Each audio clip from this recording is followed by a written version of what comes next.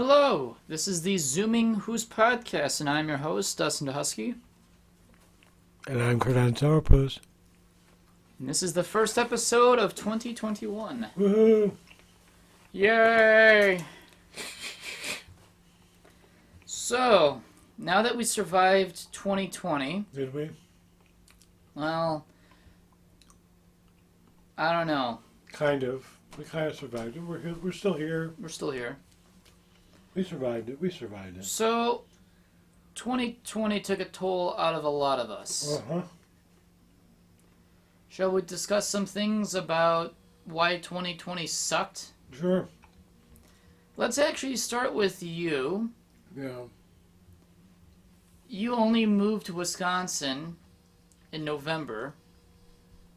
Yep. I forget. You actually moved in the middle of November of last year. Not 2020, but 2019. I moved on the 31st Of October? Okay. Yep. So you've only been in the state, a year. well, more than a year now, A but year and 2 months. But before the pandemic, you really only got to socialize in the state for less than 4 months. Yes. Thank you, COVID, for that. And you just told me earlier of how lonely you felt being here. And we think that that has a lot to do with COVID because... Well, I blame COVID entirely. Okay. Pretty much. You blame it because of the lack of local meets, gatherings, and really cons. So we're talking about social events. Yeah. And it's hard for you to talk to anyone because, well, you haven't really talked with many of them all that often in person since you've been a Wisconsinite. Yep.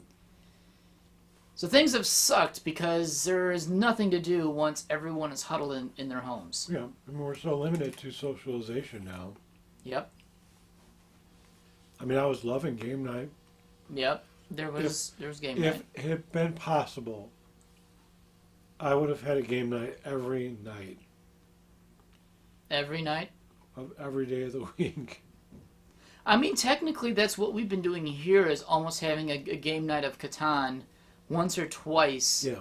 every day of a weekend, perhaps. Yeah. Or sometimes even on Fridays, or sometimes in the middle of the week. And that's what I need. I mean, I think we all need, really. Gaming is actually kind of fun, and it's the kind of gaming I like because video gaming is, it's not something I do. But board games, or tile games, I enjoy that. I enjoy all facets of gaming. So, I will agree.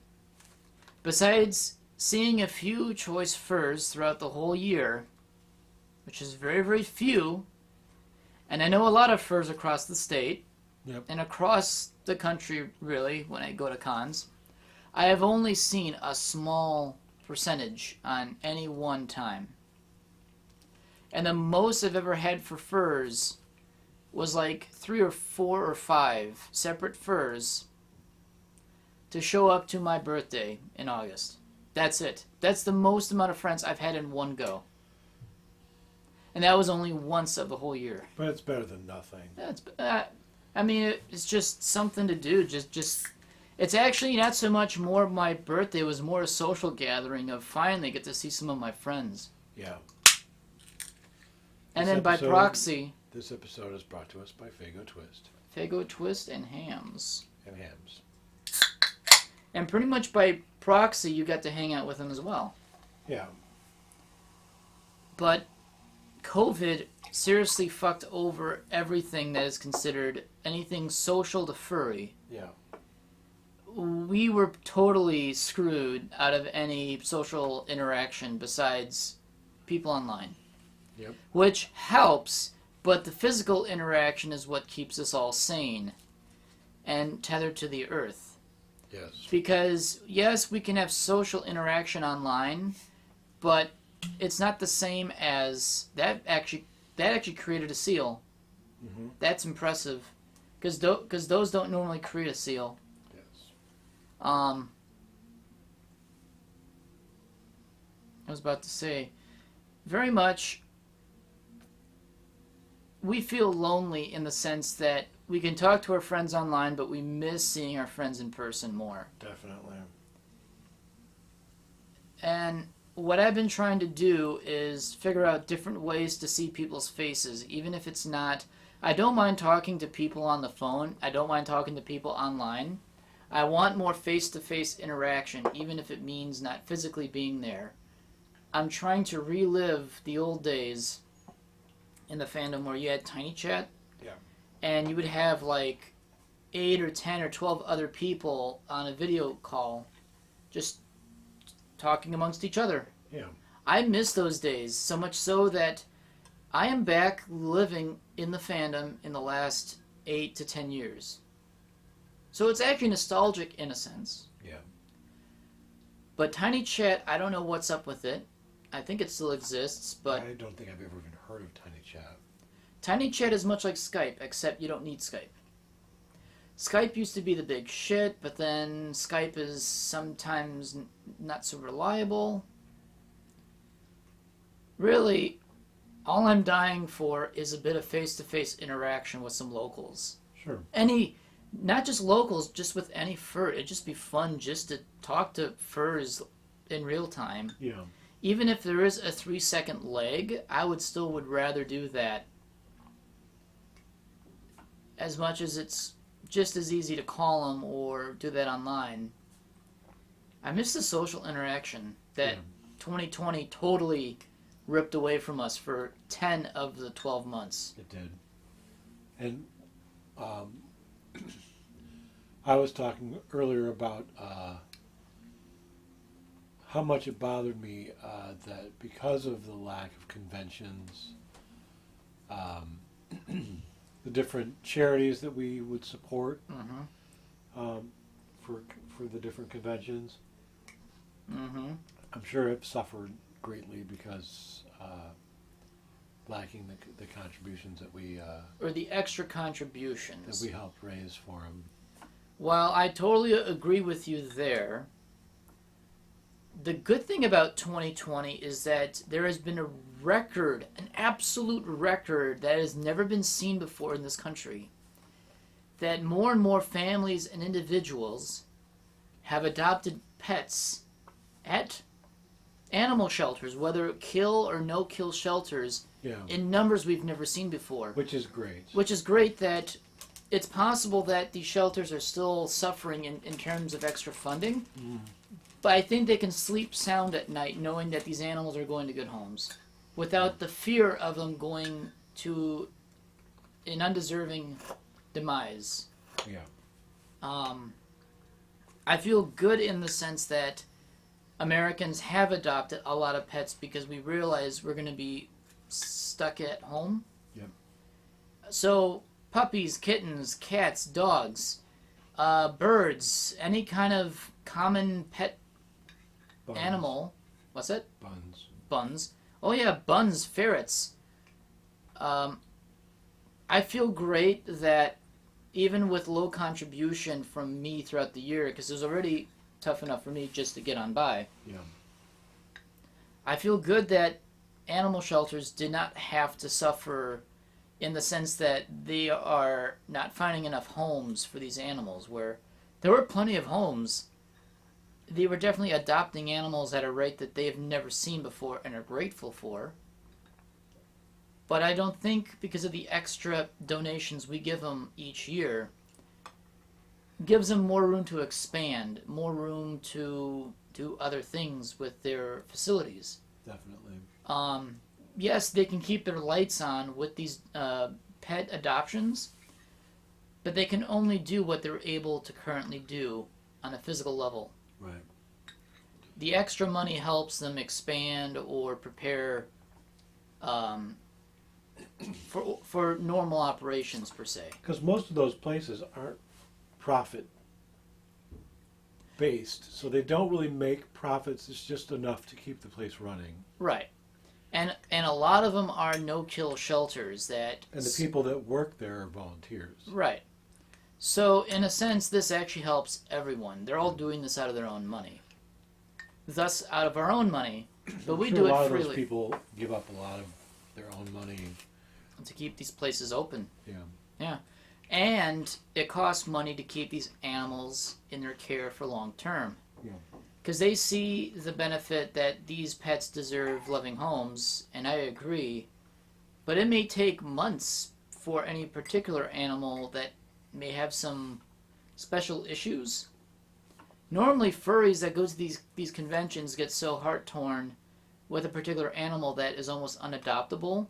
And at the end of the weekend, they've been adopted. Yep. Which is incredible. Yes. So, we as furries do quite a lot for these charities. Yep. I mean, they literally are charities in their own right. They're non-profit. And they're certainly trying to be no-kill either. That's the whole point of every animal is sacred to them, that they want to give them a chance to live happy, long lives, which... Or even, doesn't even have to be a long life, just a happy life. Yeah, yeah. Even if the cat or dog may have only a year or two left. They can certainly live Yeah. knowing that they're being well taken care of and thus feeling loved. happy for it. Yeah. The other thing that I thought about too was, and I believe it was by Anthrocon, there was a pizza place. Sandwich shop, Fernando's, Yeah. which I think they had a hard time Yeah. back in 2012 or 2013. They were going out of business, and they were going to be open for one more time at that Anthrocon. Yeah. They scrapped enough money just to last a month or two to stay in operations for Anthrocon for one last go. The word got out that they were going to close the week after or 2 weeks after the con, because that would be just enough time for them to, well, literally close the business. And furries raised $30,000 on a GoFundMe to help keep their doors open, and $30 was all that they needed. Uncle Kage, in his row house, although this is when he lived in Pennsylvania, there was an unfortunate event where, I forget if it was a storm or a water main, literally destroyed the interior of his house. Like, so much so that, you know how a fire hose has so much pressure, or even the sprinkler systems of buildings are designed to douse? Yeah. Well, his house was totally ruined. Yeah. Furries, without him even knowing, he only made a fake post saying, "I'm okay, I'm alright, although I've lost a lot of things in the process of this flooding or this disaster, but I'm okay, it's just, it may take a while for me to recover." Furries got online and say, "Hey, let's help Uncle Kage, because he's helped us." They raised $10,000 for the repairs to help repair his home. When did that happen? I think it was like 2010 or 2011. It's been a good time ago. About a decade ago. Yeah, because I remember the journal, and I thought that really sucks. But he wasn't asking for money, and I think in the journal, I believe he wasn't looking for donations. However, people gave him donations anyway for the effect of, "Hey, we don't think you should probably pay for your own repairs of something that you didn't ask for or caused." And they helped the cockroach out by giving him money, which then he used to help repair his row home, or his row house. And he was very thankful for that. So even the greatest in this fandom, who have done so much for us, in their time of need, when they don't ask for anything in return, they still got something back. Which, furries are very generous people, whether if it's for animal shelters or individuals.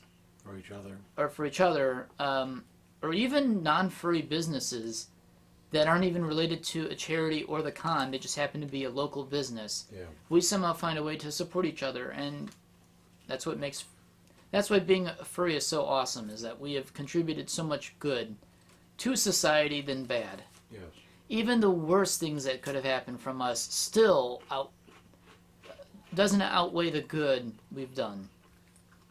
It's just with this past year, we still got around the restrictions by doing stuff online and stuff like that. Yep. It still sucked that I knew I wasn't alone in this, but I also felt alone in it as well. During COVID? During COVID, which is ongoing. For those who have future vision, COVID is still going on right now. But I'm so glad that I have friends online. It's just I wish I could see them more often. And just to kind of, I don't know. To me, hanging out with any friend, I would still take with the precautions. Let's see. Yeah, just 2020 sucked. Yeah. It sucked in a way that I never thought a year would. Me and a fellow coworker at the Walmarts were having a discussion about, well, he was basically trying to figure out in his mind how long it's going to take before we return, quote unquote, to normal. And what does he believe? He thinks like within the next 2 to 3 years we'll be back to normal. I kept insisting on him, and I'm not. This is just me probably being A pessimist? yes, a pessimist. I feel like the masks are not going away.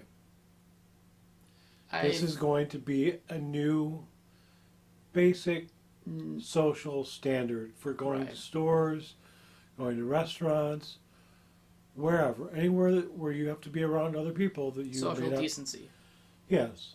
And I think that, and this is the point that I made to him, because Americans are so headstrong, we're so self-entitled. My freedoms! My freedoms. You look at Japan, 15, 20 years ago, they were already wearing masks. Even 100 years ago, from the blue fever. Yeah. If someone felt ill, as a courtesy to those around them, they would wear a mask. And no one would ever think of them differently. No, it was just common. In fact, they may think better of them saying, thank you for keeping us all safe. Yes. We hope you feel better. So it's more a mutual feeling of... Common decency. Right. And then there's those that also wear the mask to not get sick. Exactly. That wear it anyway. Yeah. But Americans are so, I'm not wearing a mask, blah, blah, blah, blah. Even now, even today, I had a guy come in, didn't even acknowledge us. And Muhammad was really nice. He was like, we have masks for free if you need one. And the guy just kept walking, like he was almost pissed. Someone asked me about my freedoms! I can't breathe. For a country that a lot of other countries look at us for how well we do certain things, Yeah. there are others in which the characteristics of what it is to be American is our downfall as far as an individual. It's embarrassing. It's not about society, it's all about the individual, where all over the rest of the world, including our neighbors Canada and Mexico, they also have individual freedoms. However, they think of their societies as a whole. Yeah. We only think of ourselves, and society does not even become a thought in their mind. But This might change. Yeah. But my whole point was getting us used to the idea of wearing a mask in a social situation. The only way that this was going to work for such a headstrong country as America is to use a pandemic To get the point across. And, unfortunately, I don't like to say this. Scaring people into doing it. Not just scaring people into doing this, people have to die. Yeah. To scare people to say, look, if you don't wear a mask, you're going to be one of a statistic that didn't wear a mask or didn't take it seriously. Right. And unfortunately, there is a number within that statistic Right. that did everything they could and still got sick because some asshole didn't wear a mask. Yep. Or didn't wash their hands or didn't do any of the precautions. Yeah. Got someone who was serious about the pandemic, got them sick, and died because of someone's lazy On Self-entitlement right. is what it is. It's a pride thing at that point. It's a I'm not going to do it because, and that only just resurfaces for me the age-old saying as if you're not part of the solution, you're part of the problem. Right. It's a perfect example of that. It is. And again, I feel wrong saying this, but to be honest, maybe this is the way we need to go. It is. People who are too self-entitled to keep themselves safe should not belong on this planet. If you're going to go out of your way to harm others, you deserve every right to get sick. Yeah.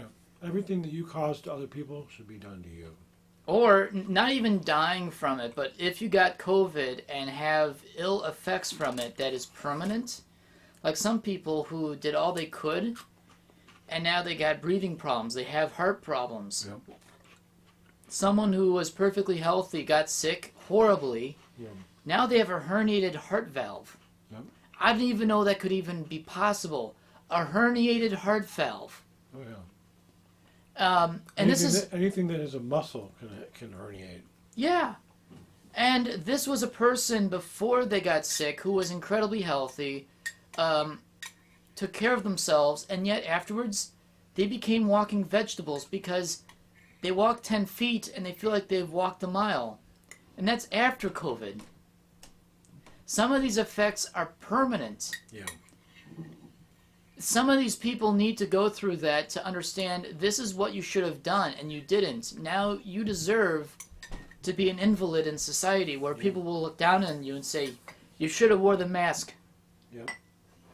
And people at my work, I don't want to wear no stupid mask. Yeah. Like, well, hey, Yeah, you know what? That selfish pride. Yep. At work there. And you know what? Hey, if you get sick, Greg, as much as I enjoy working with you, but if you complain about wearing a mask, you're going to complain about potential health issues at 71 or 72. Earlier, maybe even in their 50s. No. He is 72. Oh, he's that old? Yeah. I thought he was younger. No. At his age, the virus will kill him outright. Even though he's healthy as a horse, there are people, some people who are healthy as a horse got the virus, walked out just fine. Just had bad flu-like symptoms. Yep. And some people get it so bad to where they're permanently not disfigured, but permanently physically atrophied in terms of their health. Yep. To a point where that it'll take them years, maybe never, to recover to what they were before. Yeah. I've got to say to Greg, yes, you can wear your mask, or don't wear your mask, but you have less likely of a chance to die in catching it if you wore your mask. Yep. Americans are so headstrong that they will try to make sure, if it's their damnedest, to not make masks a mandatory thing. And you know what?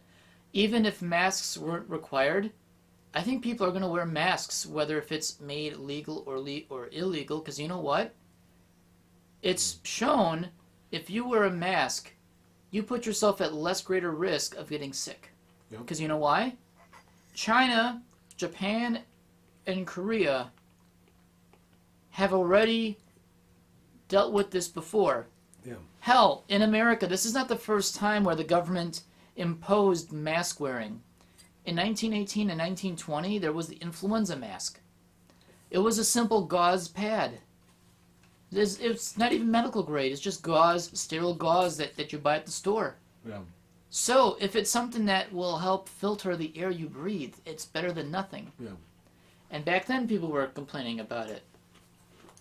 But my whole point that I was trying to make to my coworker is that, because he kept saying, this, pointing to this mask and this COVID. And I'm like, first of all, the mask is not going away.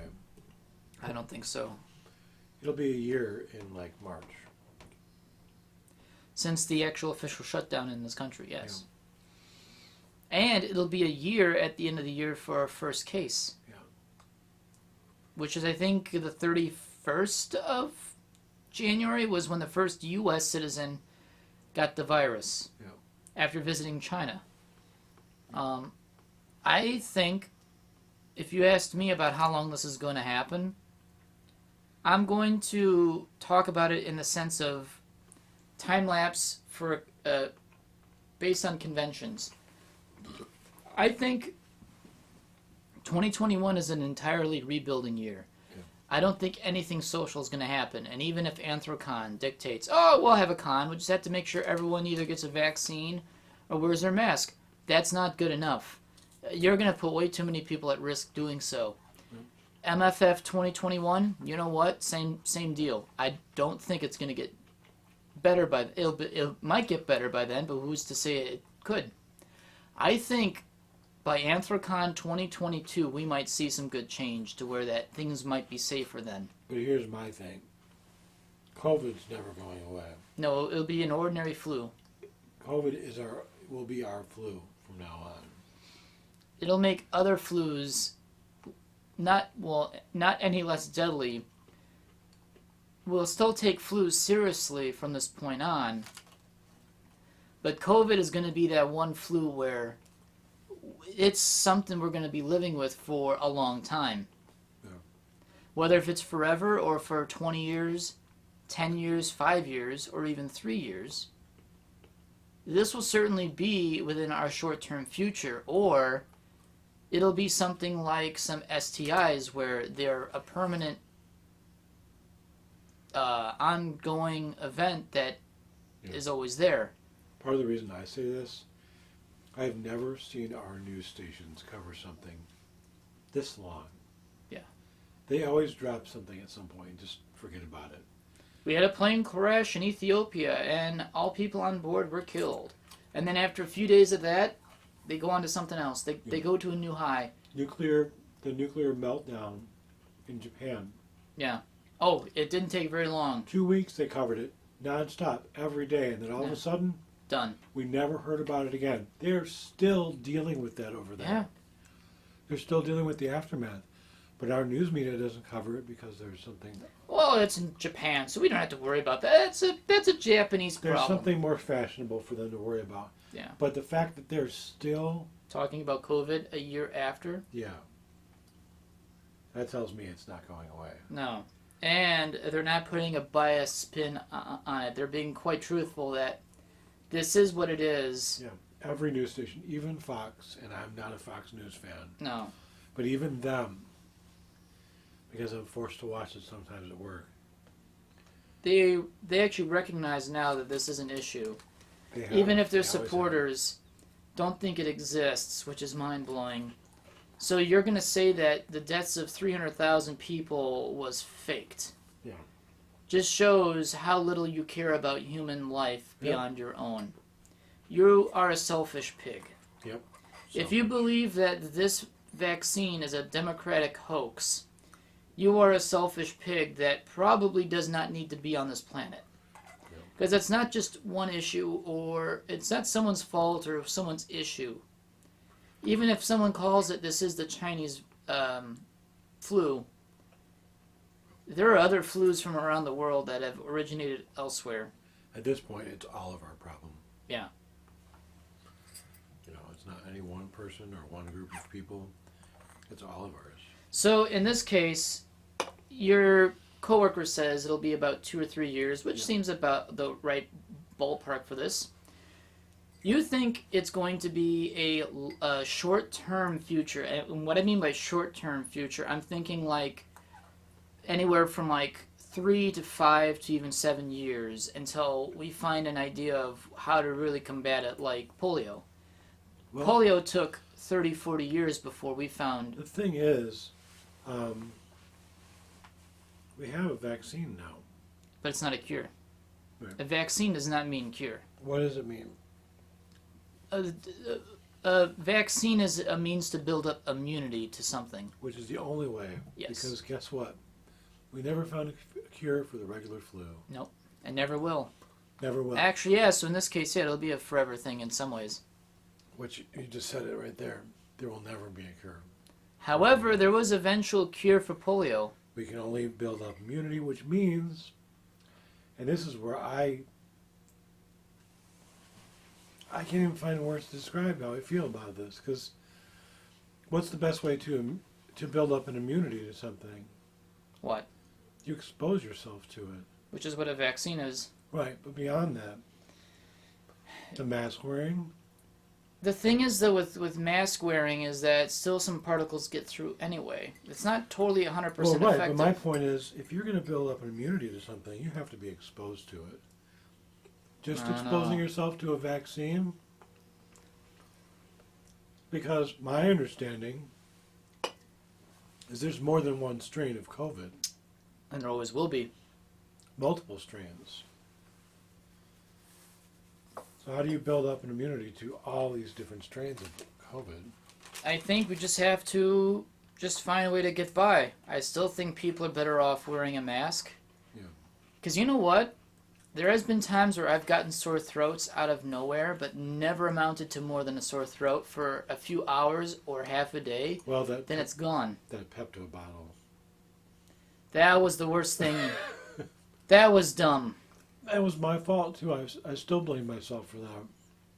Asking for the cooks of Ruby Tuesdays. Not even the cooks. It was the managers. And that's even bad on the manager himself, and he don't care. That's another example of American individualism that they don't care about. Because I swear, someone drank from that bottle. There is no way, if you poured Pepto from a bottle onto a cup and you wash the cup, it shouldn't be a problem, right? If you drink physically from that bottle, those germs are still in that bottle. They're fermenting. They're creating an ecosystem within that bottle. So the whole Pepto liquid inside that bottle is already contaminated. There's literally a pink world living in that bottle. Within the pink world itself, yeah.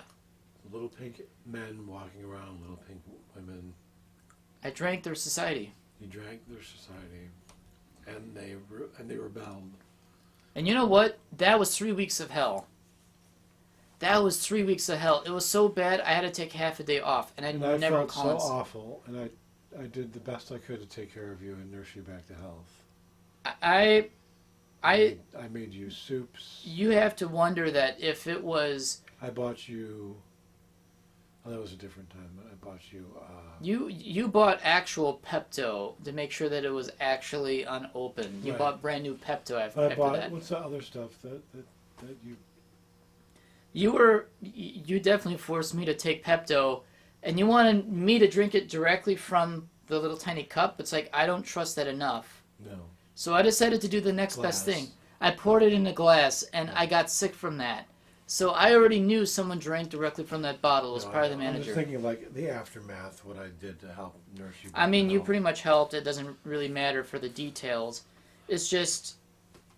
See... The reason why the Black Plague was awful was because people didn't know personal hygiene. Personal hygiene is still a good thing. You wash your bodies, you wash your hands, you keep yourself clean. Yep. You're actually, what you're doing is you're eliminating bad bacteria from entering your body. There's such a thing as a bad bacteria. Yeah, there's definitely good and bad.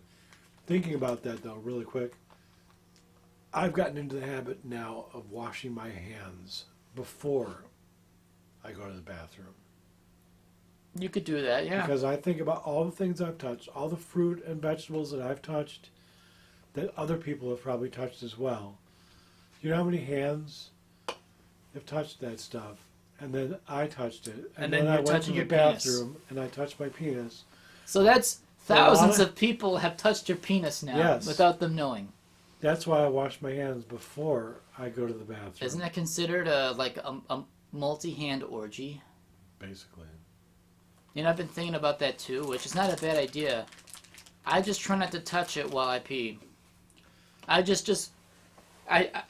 See, I try to use the pant flap technique, but sometimes the pant flap backfires.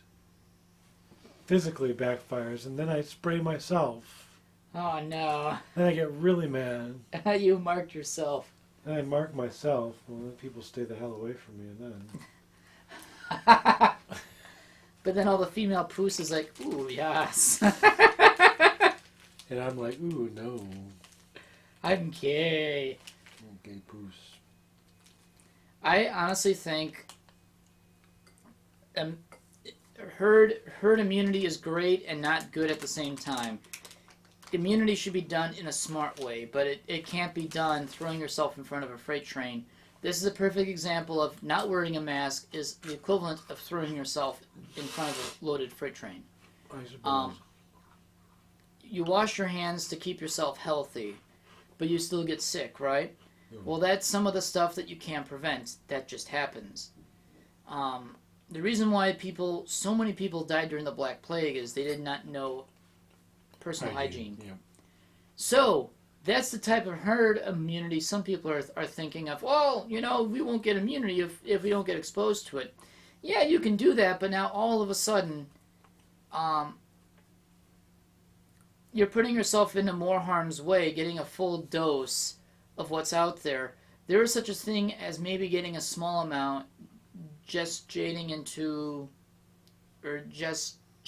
I don't know, I can't. Gestation.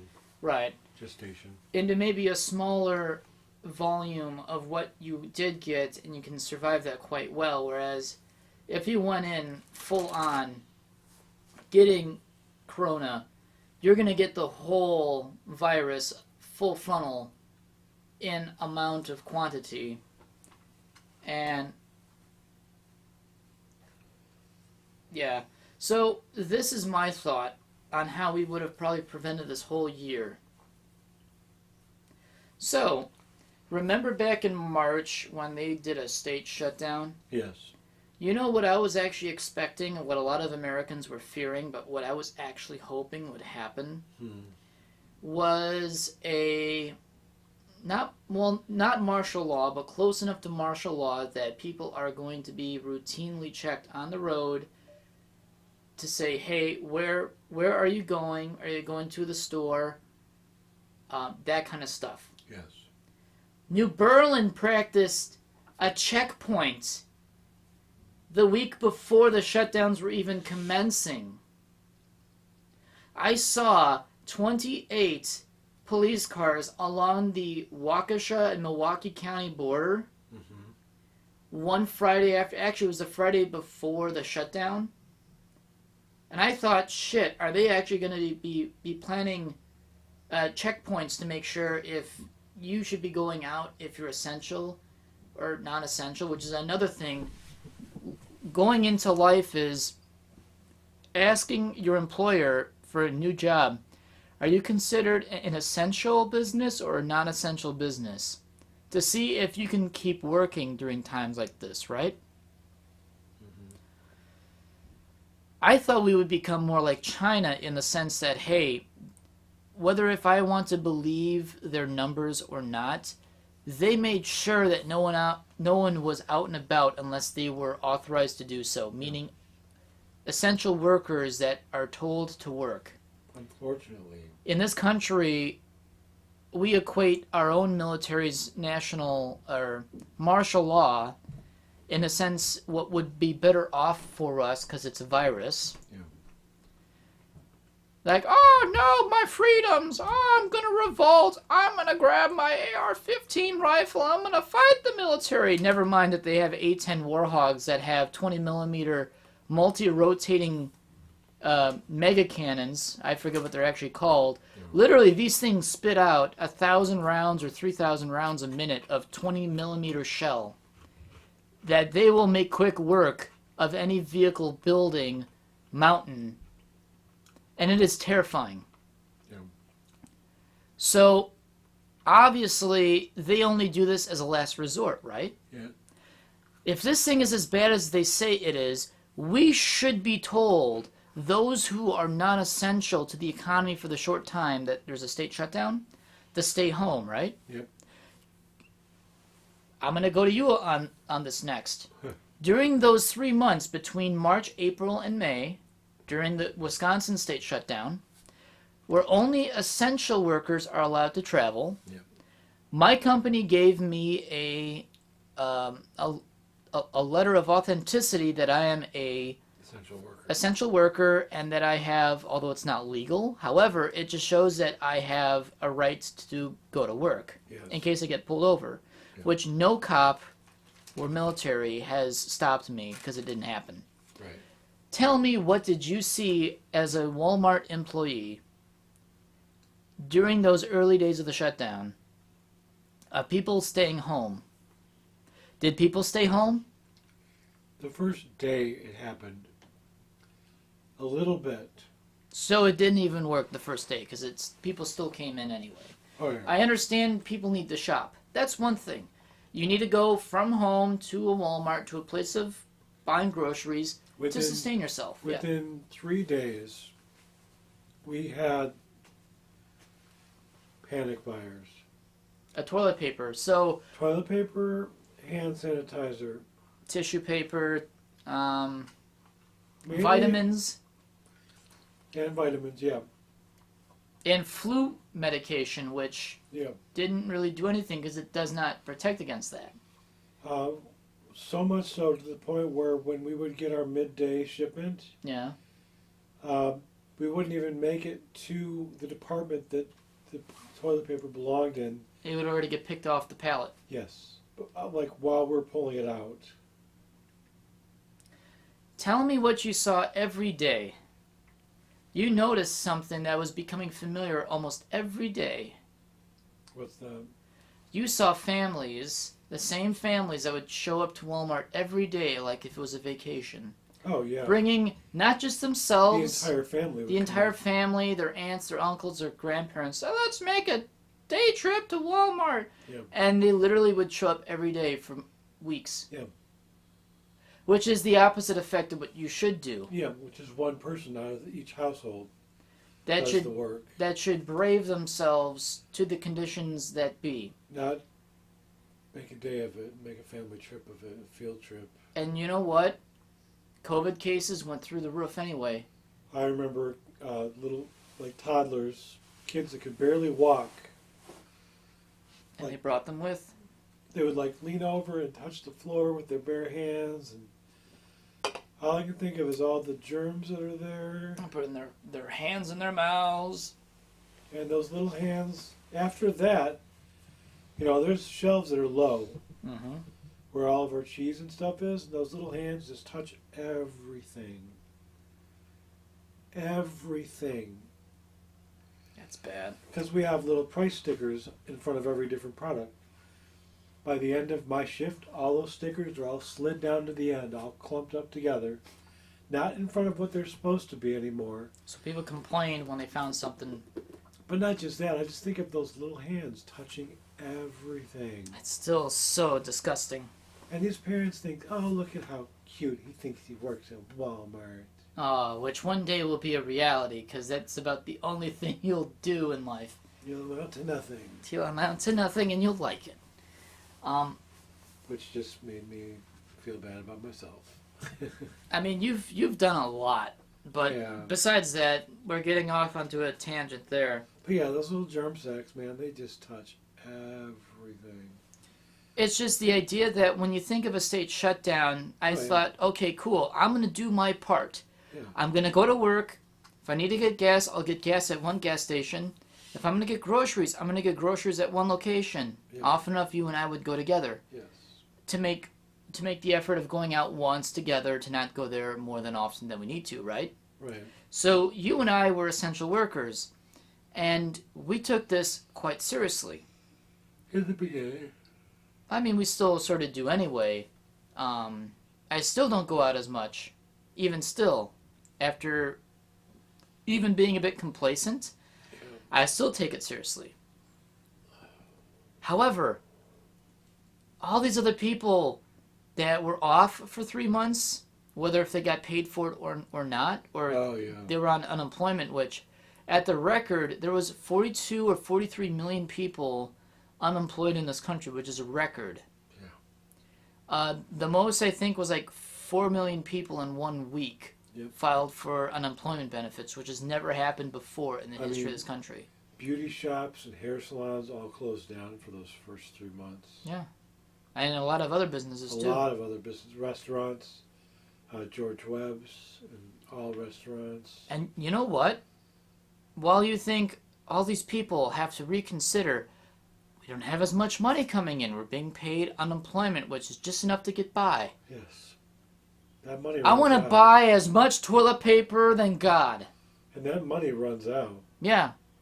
And now there is a ton of people out there who are trying to struggle with paying rent, which honestly, I actually don't care about those people, because you know why? They spent all their money on toilet paper earlier in the year, got into a pinch, so much so that, oh my God, Americans are so stupid. We are. And not just Americans. It happened everywhere. The whole thing Yeah, about that's the true. toilet paper panic, it happened because everybody went there and overbought. Yeah.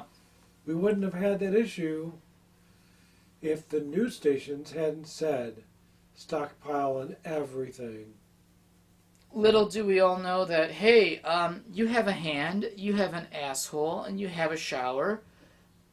If you don't have toilet paper, wash yourselves in the shower. Yeah. I mean, most Americans wash daily anyway. What's the point about... Right, which brought up the next point, too. I remember my assistant store manager, Tanya, who's since been let go from the company because of our downsides, but that's a whole other story. She said, I didn't realize that this was a shitting disease. And what did people do before they bought all this soap? Did they just not wash their hands? Because every type of hand soap that we had in the pump Right. were just flying off the shelves. We couldn't keep them. So, okay, so I see what you're saying with that, yeah. Like, what were they doing before? Were they not washing themselves? Yeah. Why is it different now? Exactly. Why is now? Oh shit, I gotta buy soap now. Why now is it all of a sudden the more important Thing to do. Are we saying, which explains why that a lot of Americans get sick unnecessarily because they don't wipe their hands after they shit? Or after they piss? And we're back to our toilet humor. There we go. Look Yep. at that. Full circle. And I remember... Didn't take very long in the new year. First episode. First episode, we're First back yep. on shit. Yep. I remember people building thrones out of all the toilet paper they built, that Yeah. they bought. Just Yep. showing off their huge stockpile. This entire side of my basement floor is just nothing but a wall of toilet paper. How many packs of toilet paper do you think we use in a year? In a year? Yeah. Just actually spitball. I would say maybe 7 or 8. Oh, really? I'd say maybe 8 Eight packs. in a year. Okay, all right. Because there's a few times where I bought smaller packs and a few times where I Right. bought bigger packs. But like on the average, whole, I'd say maybe every 2 months we go through an entire package. and you know what? That was similar before the pandemic anyway. Yeah. Nothing really changed, so it's I not don't as shit. drastic. I don't shit any more or any less than I did before the pandemic. Exactly. So I'm not scared shitless. so then all of a sudden, so worst case scenario, this pandemic, the military, human global war, all right. So your city's water supply gets knocked out during this, okay? Now, you have as much toilet paper than you need to. The problem is now you don't have any sewage. You don't have sewage to pump your own defecate out of your house because your toilets don't work. You have toilet paper, but now you don't have a means to actually properly dispose of your own waste. Even if you bought as much toilet paper as God, once public water supply or public works from monopoly gets knocked out in such a crazy event, which never happened and likely won't. But what happens if it did? Yeah. It may be out for a week. It might be out for 2 weeks. Now, so much your issue is not so much toilet paper. It's, do you even have running water to even wipe your ass and throw it away with? No. Yeah. It's pretty much all causing an issue that didn't need to happen. Gasoline was at its cheapest that I've ever seen. It was kind of amazing, and then all of a sudden, well, it's because people weren't driving as much, but then again, people were then driving more and more, so I don't know why the gas prices kept going down, and then I joked and said, hey, rich people need a few more yachts, and then all of a sudden, the gas prices, like, went another $1 out of nowhere. Yeah. And then people are like, oh, okay, well, it's not so bad as compared to 8 years ago when gas was $4.37 a gallon around here back in 2012. What was the lowest that it was this year? 79. No, some people say that they found gas for 99 cents around here. I did. I found gas for 79 cents in the country once. I didn't buy it. Not during COVID, though. You're talking During COVID, yeah. Oh, did you? That's when it was at its cheapest. And when everyone was like being proud and, oh, I bought my gas at such and such place for 99 cents. Oh, you too? Oh, I did the same thing at such and such place and I paid for 99 cents. And then that one douchebag is like, oh, I paid mine for 89 cents at such and such place. And and then all of a sudden the guy to top it all, I paid mine for 69 cents at Orgies Porgies. Oh, and then everyone's pissed because you paid the ultimate nice number of paying gas. I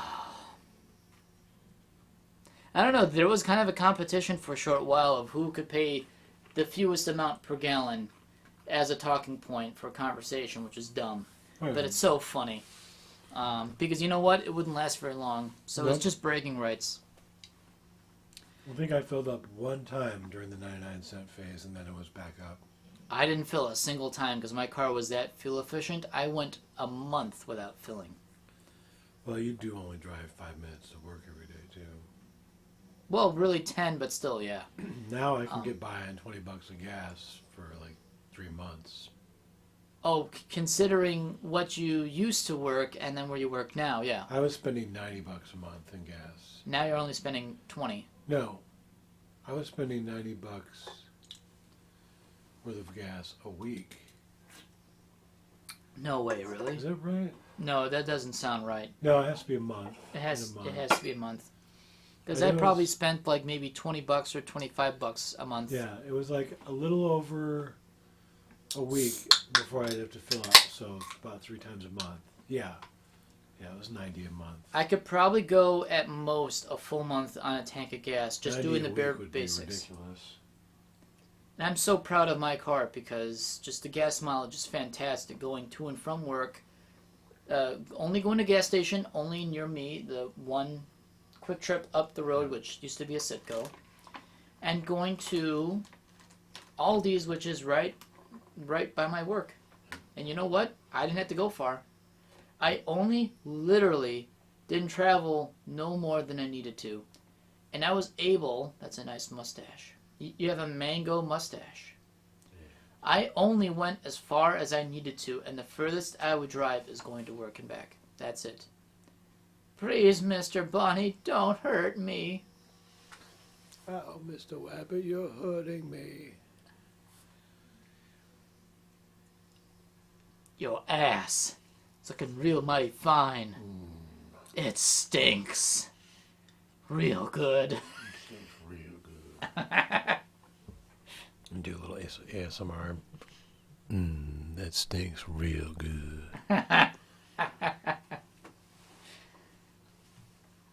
But yeah, it's just, if it's one thing that this country could have done better was to police the roads, which, yeah, that would have been against our American freedoms, but to be honest, America.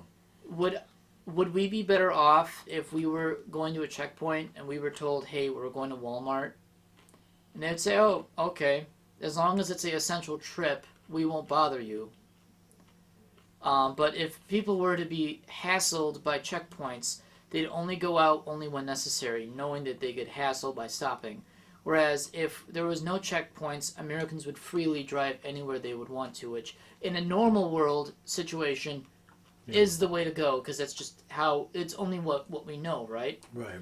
Whereas in China, they made sure everyone's off the road, off the streets, indoors. Yep. And even if 80,000 people only died in China, it's only believable if they went as far as they literally told people, you're not going out unless we tell you to.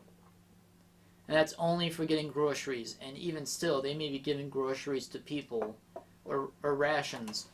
In this country, we did squat, and that's when the initial phase got really bad, when people got sick willy-nilly, and this is before the mask mandate. Yep. Masks weren't mandatory in the state until May. Yeah. And it wasn't really fully made mandatory overall until, I forget when, sometime in summer. July. Or in July, yeah. Yeah. And you know what? Too little, too late. We should have been doing this almost immediately. But you know what? Americans are so selfish. Yeah. Like, I don't want to wear a mask because it makes me feel weak. Like, okay, that's perfectly fine. Here, I'll give you a shot of COVID, and I'll show you how weak you can really be without wearing a mask. And you know what? The machoism in this country is disgusting, but it's funny at the same time. Because all these people that get sick are mostly Republicans. And a very, very few small number are Democrats that don't want to get sick. Happen to get sick because of dumbasses. And you know what's amazing? More and more politicians are dying every week. And the majority of them are Republicans that, to their constituents, say, I ain't no snowflake liberal who's weak in the lungs. I will show them that I am the true American. I am the true silverback gorilla male that will bring this country back together. And then turns out they were dead after 2 weeks. Yeah. Recently, there was a Republican senator that died today from COVID. A senator. There are more vacancies in government right now than there ever has been. Not just because people were lazy to fill the positions, they were just dying. Yeah. In the past presidential election, people voted for a dead guy who's been dead for 2 months. And I forget if it was Nebraska or South Dakota.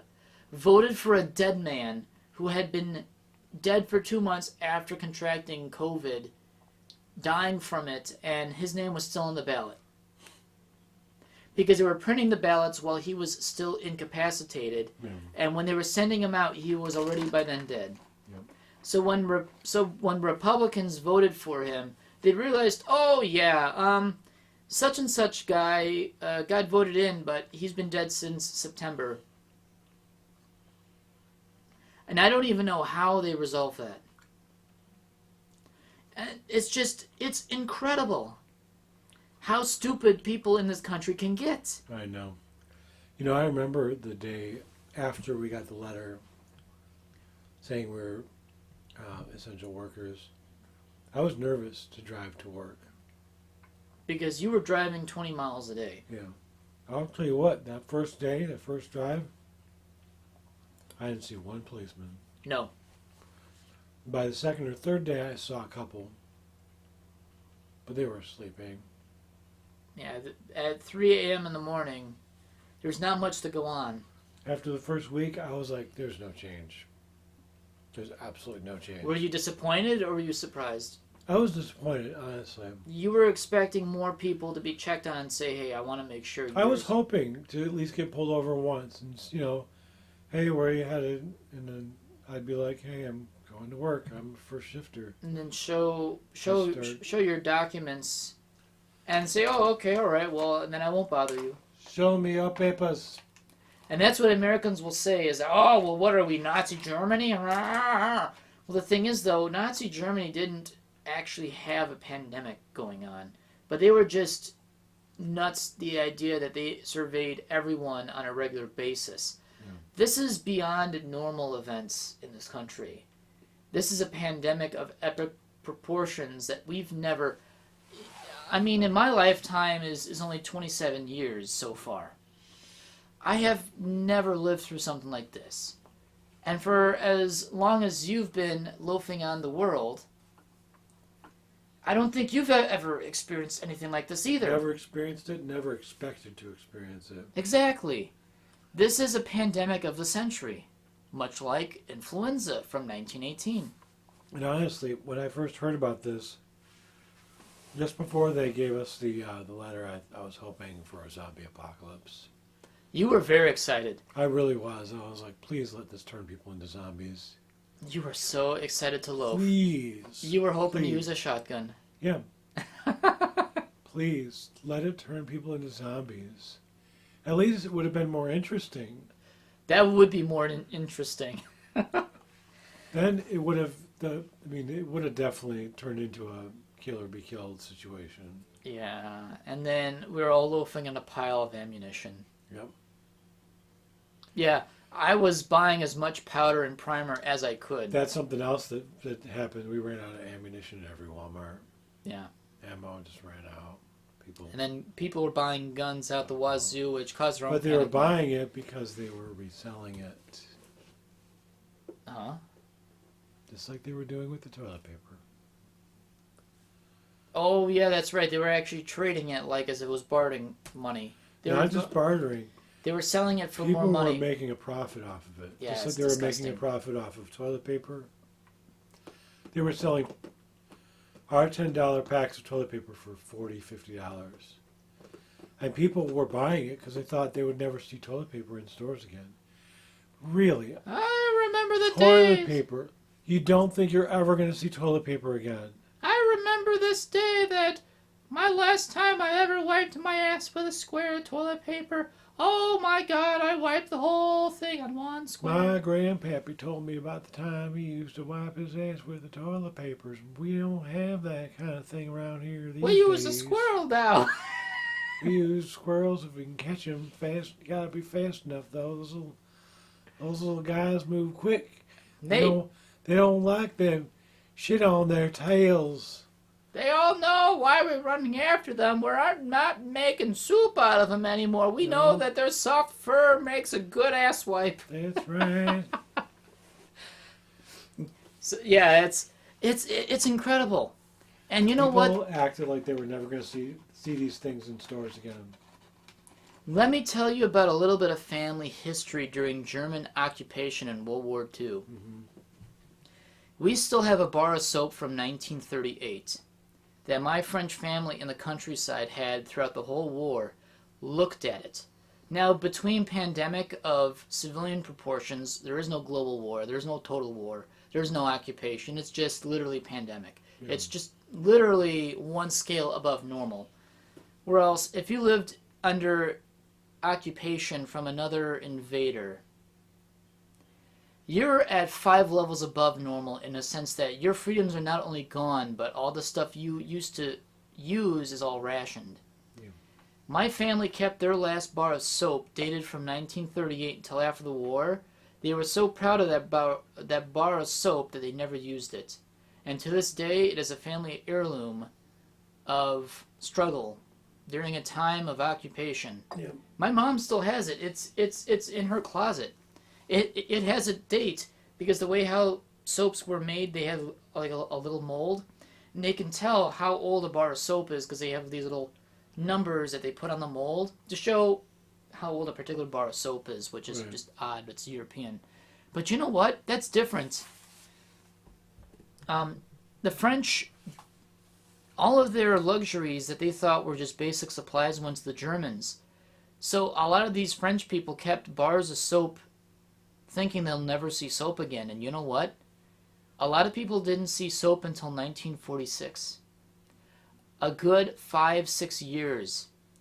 In some cases, a lot of people thought they'll never see soap again because the Germans were taking it. Here, it's just an inconvenience of our time. And Americans and their soft butt cheeks. Remember the picture I showed you of our warehouse with all the toilet paper sitting in there? Where you stack it and then all of a sudden the horde came in. No, just like how much we had sitting in our warehouses. That's disturbing. Almost the entire half of the entire warehouse Was was devoted dedicated to just toilet paper. Just because we knew it would sell. I want to see some aliens from above looking down at us and say, here we are seeing human society once again. Right now, oh, hey Jeffrey. The aliens in the situation have normal names like us. Yeah. Oh, Jeffrey, take a look at this. It seems the human race is going through a tough patch right now. Looks like they have a virus. Oh yes, Jeffrey, doesn't look like a good one. We haven't seen one like this in a while. I wonder what they're doing. I wonder if they're banding together to come up with a vaccine or a cure to help society, for humanity as a whole. Oh, nope, sorry. No, it looks like they're only hoarding toilet paper this time. Oh, Jeffrey, they're going at it again. Why do human beings like to use toilet paper to wipe their ass, whereas we civilized aliens use a spotted owl? Yeah,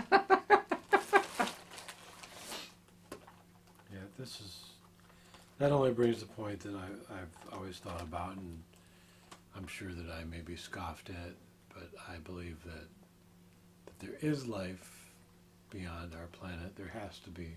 And they don't use toilet paper.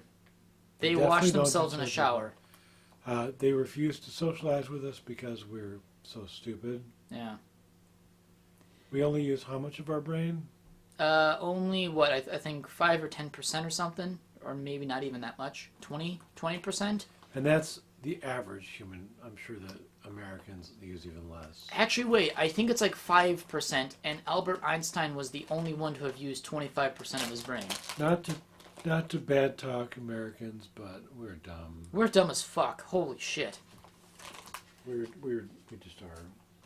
Like, there are aliens that look at us and say, we won't still talk to them until they figure their shit out, because... They won't. Until we can learn to work together, yeah. we will never be included in that alliance of planets that's out there. The Solar Federation. Solar Federation, whatever is going on, and this is just, within our galaxy. Oh my god! I can imagine right there, like 200 years into the future, Earth finally... Can you imagine just our galaxy? Well, I'm talking, like, our solar system is like... Huge. It's like a small speck. Blip yeah. in just our galaxy, and that's just our galaxy. And that's not the universe or the cluster, and we don't know what we don't know what the cluster is doing, but we just know that it's there. Yeah. I just want to see us coming to the table of the Solar Federation, and the aliens are like, "I'm glad that you see the way of the light. I'm glad. Also, do you guys still wipe your ass with toilet paper? Oh, that's not changed? Have you at least stopped hoarding toilet paper? Oh, okay, all right, well, okay, good, all right, okay, good. Yeah. More like, what have you brought to share with the Federation this time, humans? We bring you this roll of toilet paper. Oh, this is a human relic. Ooh, this is a relic. Okay, we'll give you the hyperdrive. Yeah. We'll put this in our museum of human shit that we don't need, but we find funny. Yep. Next to this Toyota Corolla from the 1980s. Ugh. Yep. Scoff all you want, but I believe there is life out there. I think so too. I it's think hard enough to believe. We're so far from it. We're so far stupid to understand that there is more life out there. There It's just has to be. There has to be. It's such a big, gigantic, vast space. You know what I'm hoping? I hope that there are some aliens that are very furry in nature. Like, oh my god, you know what? I will leave this planet. I will leave this planet with them if I find Anubis. Husky planet. Oh, I'm gone. I'm gone. I will never come back again. All Huskies now. All Huskies. They can all speak a language. Yes, and I'd be fine with that. Or sexy Anubis. Sexy Anubis is everywhere. Oh my god, you know what? Again, gone. I would never come back. Yep. At that point, it's like, hey, these guys are sexy and they're half naked. Yep. You know what? I'm gone. And then just take me away. All shirtless Anubises. Oh my god. Dude, I want them to fondle me as much as I'm going to fondle them. You will suckle at their nips.